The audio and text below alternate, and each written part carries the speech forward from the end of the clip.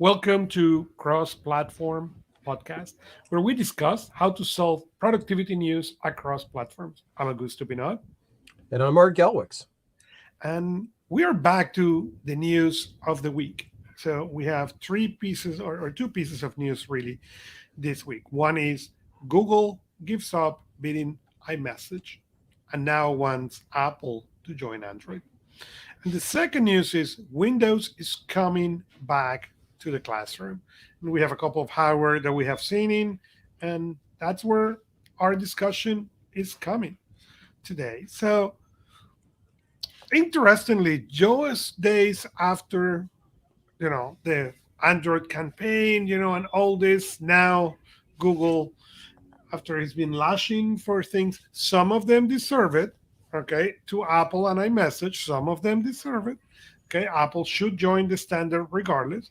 Mhm. Now, what they are saying is, well, okay, how about we invite Apple to come here and play with us? Okay, so let's just clarify a couple things here. One, I don't know how much actual news this is Oh, because, this is news. well, okay, because Apple's been digging their heels in about not doing RCS for the longest time. And if you Yeah, haven't great. followed with this is all about RCS, which is a slightly different messaging protocol, more complex than SMS for text Mhm. messaging, to allow you to have active responses, the little typing bubbles indicate somebody's responding, those kinds of things. And it's really important because that kind of rich environment is native to iMessage. If you've got Apple phones and you're talking to other Apple people, you have that native functionality. Well, on the Android side, you haven't really had that functionality until the integration of RCS into messaging clients, or you've used third party clients, something like a Telegram or a WhatsApp, that provides a similar type of functionality to iMessage. Now, the argument has always been, why shouldn't Apple just bring iMessage to Android? They could own the messaging space, yada, yada. For some reason, the Cupertino spaceship has decided not to land there.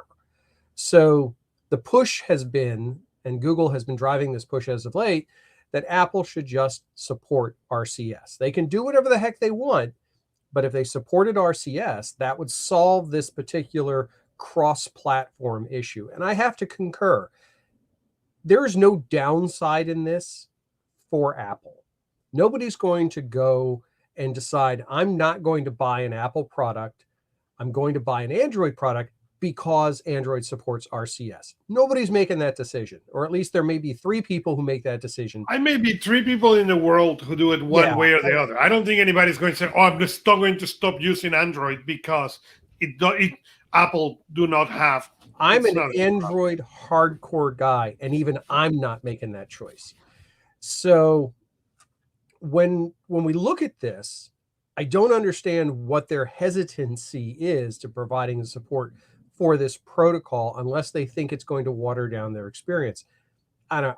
I think they just need to put up or shut up and say, look, either we're never going to do this, or yeah, we're going to support this protocol and that's it, and move forward. Because we all know, if you're in the Android space, the worst company when it comes to messaging strategy is Google.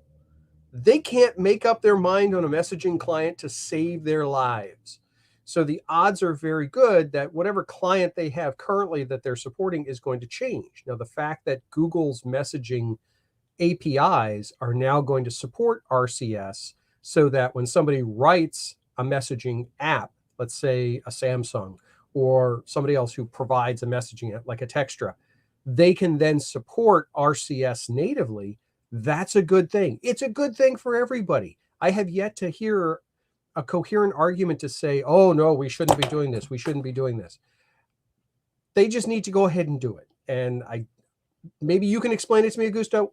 I can't understand why Apple's being difficult about I this. don't think anybody understand why Apple has been issues with RCI protocol. I think it's been more like I will do it when I wanted to do it, or when I sadly can. I'm going to say it in this way: when Apple can find a way to market as they invent the protocol, they will be Well, more yeah, than happy okay. to jump on board. I'll give you that. But this goes to the heart and the core of this show. This is one of those things that is truly cross-platform. If you provide this kind of capability, you are providing better functionality for the largest group of people available. And this is just that logical step. So I'm hoping that at some point soon, Apple will, maybe they will find a way to say they invented RCS. Honestly, I don't care. If they want props, fine. If it just means that I can stop being a green bubble instead of a blue bubble, or stop being I can stop being a green bubble and be a blue bubble or whatever. I don't know. It's got to make life easier, and they have to take that step. Otherwise, the only way to have a truly cross-platform experience across Apple and Android is to use a non-Apple messaging client and not to use SMS, and to use a third-party solution. So I don't know, but we'll wait and see. I think this is going to come to a head. My prediction, this is just my prediction, but sometime during the course of 2022, Apple will say that they are looking at potentially supporting RCS. When that will happen, I'm smart enough not to hold my breath. So, yeah, I'm with you on this one. It's going to happen. The question is when it's going to happen, and I don't think anybody can predict that. yeah, And I don't think, sadly, anybody will figure it out. Here's the How it's thing going to too. be done by Apple. If I look at it from the Apple side, there is no downside for them, but there's also no real upside either. It's not like they're going to gain market share. They're not going to sell a lot more devices because they support this. This is just one of those things that it makes life better across the board, but it doesn't necessarily benefit anyone specifically. And if it doesn't do that, then we all know corporations are well on their way to not being motivated to do that. So we'll see what happens. Hopefully they'll change their mind. One can only hope that that's what is going to happen. But let's go to our second news because it's interesting. Windows seems to be trying to make their way back to school. So I remember the years of Apple and Windows fighting for the school. Then came Chromebook, and Chromebook start quietly taking market share and market share and market share. And then once in a while, Apple comes with something, regarding education. But Windows, for a really long time, they went quiet. And now they are announcing Windows SE, new machines. So are they too late in this game? Like normal, Microsoft is usually about 3 steps behind everybody else when it comes to this stuff. So if we do a little history on this, we start to look at devices, for example, low-end Windows machines. If we remember back in the day of the netbook and that type of a device where it's a inexpensive, I want to say physically robust, maybe not technically robust hardware platform that it runs on, and then a very trimmed down version of Microsoft Windows on that device. Now, back in the day, that was a goal, but it was not an achievable goal. And it wasn't necessarily so much that Windows ran poorly, because it did, but also everything else that you wanted to do with Windows and all the other applications that you wanted to run also ran poorly on those devices. So then we had the influx of Chromebooks. They started to take and gain market share around this idea of having a thin client type of platform. Robust hardware, relatively robust, related to cost, but an operating system that was so trimmed down and so streamlined that it ran well on those devices. Apple's never had anything like that. So their counterpoint to it, at least in the education space, was to work with schools to provide things like iPads in one-to-one relationships. That never really took off to any impact level, primarily because not only the cost of the devices, but also the cost of maintenance. Chromebooks, again, cheap, easy to maintain. You can do a power wash. You can swap it between kids. If somebody sits on it and breaks it, it's $200 down the drain, not a big deal. They have made a huge impact, they being Chromebooks, during the pandemic within schools, massive purchases of Chromebooks. Well, now Microsoft has a version of Windows, or at least is trying to have a version of Windows that is trimmed down enough that it can run on those similar types of hardware platforms with the supporting applications that they've wanted people to drive to being cloud-based. That's a different conversation than what we've had in the past. Now, is Windows light enough and efficient enough to run on this hardware? Is this hardware robust enough to be able to be worthwhile, or is it going to be another flop? It's hard to say. There were several machines released at CES this year.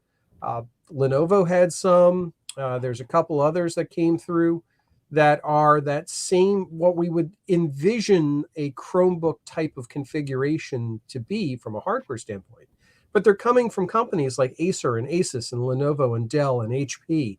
They're all major manufacturers backing these hardware devices. Is this going to change the game? I don't think so. I think Microsoft is a day late and a dollar short to the party. They missed, in my book, they missed their window of opportunity to make a major dent in this because they missed the time period that Chromebooks have gotten themselves settled in. But when you look at the gateway combinations, when you start to look at things like at the collegiate level, there's a lot, and I mean a lot of colleges that when the student goes to college, they get a free Office 365 account as part of the college, as part of their enrollment.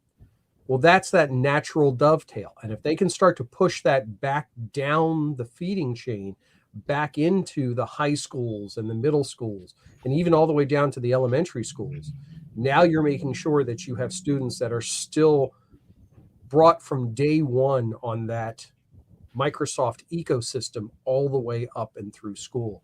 Whereas now, a lot of them are very entrenched in the Google ecosystem with Google Docs and Google Sheets, and then have to transition into the Microsoft one for when they start to work in businesses and corporations. So my take on this news, and I think we're going to see more of these machines, this is Microsoft saying, hey, we're still here. What disappoints me about this news is that these devices are targeted specifically at education, and currently they are not targeted for consumer purchase. Mm-hmm. So until that starts to happen. Well, and that is a problem because, so let's be clear, we are 2 years into this pandemic. Okay. Yes. Chrome grew ridiculously.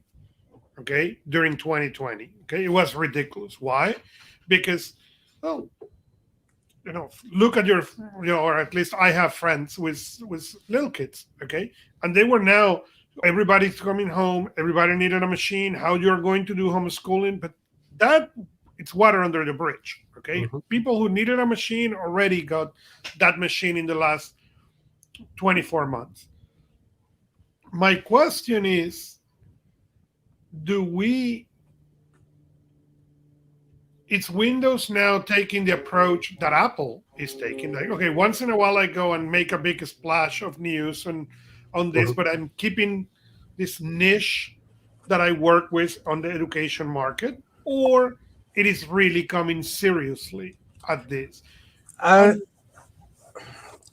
think I'm gonna answer your question with, I think this is Microsoft's yet again trying to say that they are relevant in this market space. Correct. And then he said, let's do the news and let it go. Yeah, I'm looking at machines here that are anywhere from $375 to $450. That's too expensive. That price point has to be half if they think they're going to compete in this space. So, okay. Well, yeah, if that is the point, I agree. It's not going to go. You can find a niche, but you're not going to take Android out of the education. No, I don't think so at all. And you shouldn't actually, because when I think about supportability, when I think about robustness of devices, when I think about carryability and all of those things, nose to nose, Chromebooks still beat these.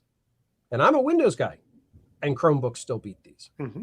So in a classroom situation, I'd rather him give my student a Chromebook than one of these now. Because I have two kids in in school in that age. And if you will come, and I am, as you said yourself, you are an Android fan. I am an Apple fan. There is no secret for that on Mhm. any person who has ever listened us talk here. But I prefer my kids having Chromebooks to go to school than iPads. Why? Because how the school can lock the system to make them study instead of getting distracted. Now, Can there is a lot that you can do from an administrative standpoint on Windows-based systems, and that's because that infrastructure on is there. Windows, yes. On I was talking iPad and Android. Oh, Yes, yeah, on Windows, yes, you Apple, are yeah, I correct. can't tell Yes, you on that one, but on the Windows side, from an yes, administrative there, yes, standpoint, that infrastructure is there, and that monitoring capability, and agreed. that architecture is there. But again, I don't necessarily know that this hardware will do it. For example, and this is honestly a question I don't know, but I know on a Chromebook I can power wash the thing and it's up and running in 10 minutes. I'm I willing to doubt you bet I can do can't that do that on in these that Windows machines. machine. Yeah, no matter even if it were 30 minutes or so, it's still a factor of 2 or 3 from a support timing standpoint. And you've got things like viruses and that sort, which are actually a factor on the Windows side. So, yeah, I like the fact they're trying to be relevant, but I'm not expecting to see a massive influx of these into education at this time. Yeah, same here. Oh well. Follow us where you like to listen podcast, like us, or subscribe to us and leave us a review. You can also interact with us on personalproductivity.club. We are Augusto Pinaud and Art Gelwicks. See you next time from your favorite device.